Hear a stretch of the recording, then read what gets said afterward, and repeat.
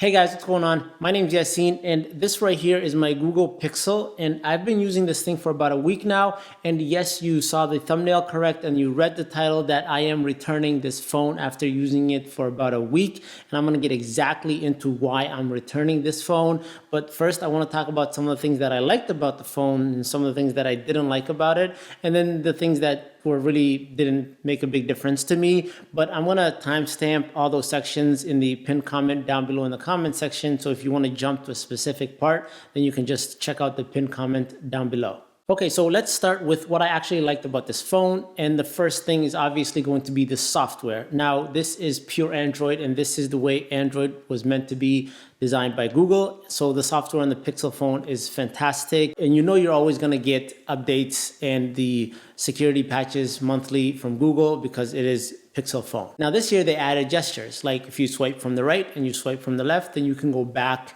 and it makes it super easy to use with one hand. Now, sometimes I know it'll get in the way for the menu systems in certain apps like the Play Store, where you want to swipe from the right-hand side so that you can get into the menu system, but you can turn off the gestures so that you can still use it.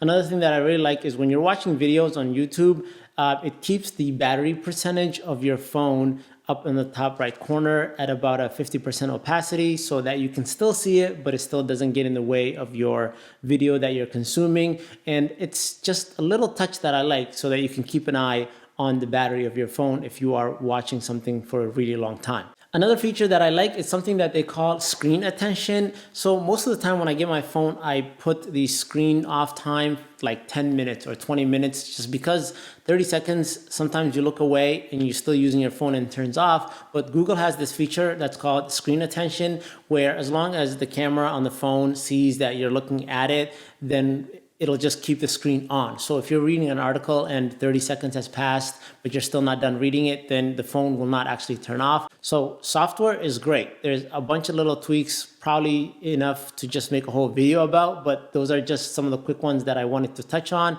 And Android's always gonna get better as Google updates its software every day. So software is top notch on this phone. And then the next thing that's great about the Pixel 4 is the 90Hz refresh rate. Now, this is really hard to showcase on video and tell you guys about it, but when you use a 90Hz refresh rate, then you're definitely going to feel it. Everything just moves a lot smoother, animations, transitions, everything is just buttery smooth. And when you go back to a 60Hz phone, it's really hard to use. So I'm really glad that Google put a 90Hz refresh rate on this display. Now it's like adaptive, so it doesn't use it all the time. It only uses it in certain times and in certain apps. Like when you're using maps or something, it's not going to be using it because it's a static image, but I don't mind. And that actually helps the phone in terms of performance because you're not running 90 Hertz all the time. And I haven't really noticed a point where I needed it and it didn't work the way it should have worked. Okay, so right on top of that display with the 90Hz refresh rate, you have a giant bezel on top of the Pixel, which is unconventional for 2019 if we're talking about design-wise. But up there you have the cameras, you have sensors, and you have these a chip that's used for motion sense, which I'm gonna get into a little bit later on. But let's talk about that camera. So the camera on this phone is used to do face unlock, and the sensors up there are used to do face unlock. And face unlock is fast, incredibly fast. Now pair that with the motion sense, by the time you are picking up your phone, then everything is awake and they are looking for your face. And then by the time you look at it, you don't even have to press the power button. You don't have to swipe up after it recognizes you. Boom, you are in that fast. And that works really good, and it's just super fast. Now there is a couple of issues, or there's a couple of concerns, because it does work with your eyes closed and that's not that secure, but that could be fixed with the software update in the future. Besides that, it's fast and I love it. So that would definitely go into the category of the things that I love. And the last thing that I want to talk about that's going to go in the category of things that I loved is the camera. Everybody knows that Pixel phones have always been good with camera, and they've used a single camera. This year we have a double camera in the back. We have a regular camera standard focal length, and then we have the telephoto focal length. We just didn't get a wide angle. And to be honest with you, I really don't mind that we don't have a wide angle. I could just take a few steps back and use the regular focal length to get more of a picture. I can understand the convenience, but it's not that big of a deal. And I think that a lot of people are focusing on the fact that we don't have a wide angle and why did Google choose telephoto. But I think there's a bigger story here, which is going to be the game changer that I'm predicting. We don't know if it's going to be, but I think it's the fact that we have separate sliders for the shadows and for the highlights. Like when you're taking a picture, most of the phones, you'll tap somewhere and it's going to adjust the exposure, and then you just take a slider and you can slide left or right or up and down, and it's going to do its best to brighten up or darken the image. Well, a lot of times you want to adjust the dark areas and the bright areas separately.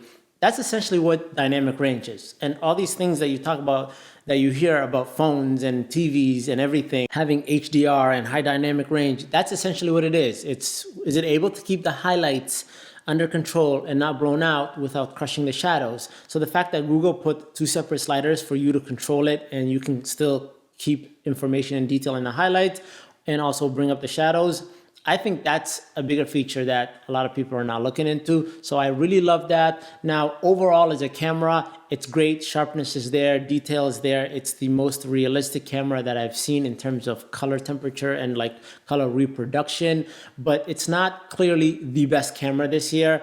Where it has been in the past. I think that the iPhone 11 and the 11 Pro this year, their cameras are really good. I do have a camera comparison or a blind eye test coming up between the iPhone 11 Pro and the Pixel 4 before I return it, and a couple other phones in there just to mix things up. So if you guys are interested in that, make sure you guys subscribe to the channel and hit that bell so you get a notification whenever that video goes live. So let's talk about what I'm really indifferent about the Pixel 4. Things that I think could improve and probably should improve, but is not really a game changer to me. And if they don't, I'm like, it's all right.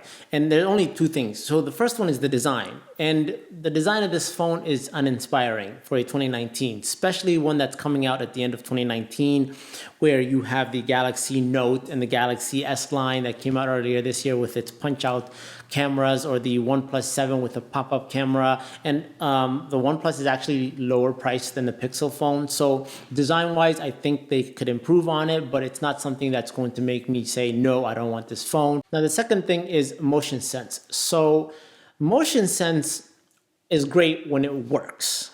When it works and you're watching a YouTube video and you swipe over and then it goes to the next video, fantastic. When you reach for an alarm and it goes quiet or your phone's ringing, it's great. But then those things don't work all the time. I would say maybe if I'm being generous, they work about 30% of the time right now. One part that it really works very well and that it shines is just the fact that when it's noticing that you are picking up the phone. So if the phone's on a desk and then you go to reach it and pick it up, by the time it is brought up to your face, everything's awake, it knows you reached for it, and it uses the camera or the sensors up there to unlock for the Face ID. So that part is fantastic. And like I mentioned earlier, the face unlock feature here, super, it's amazing. But all the other stuff, it's a hit or miss. A lot of times I'm just doing this, trying to move things around, and I think it's a big gimmick. But like I said, I think it should be improved. If it's not improved, it's not a big deal to me. I know it takes away from the design of the phone, but it's one of those things that I put in that category of I'm really indifferent about. Okay, so we finally got to the part of what I actually don't like about the Google Pixel 4. And you probably figured this part out by now because it is the one thing that I haven't talked about, and that is the battery life. So I went ahead and picked up the Google Pixel 4 and not the 4 XL because I personally like smaller phones, ones that I can handle with one hand. And the battery on this phone is actually rated for at 2800 milliamps.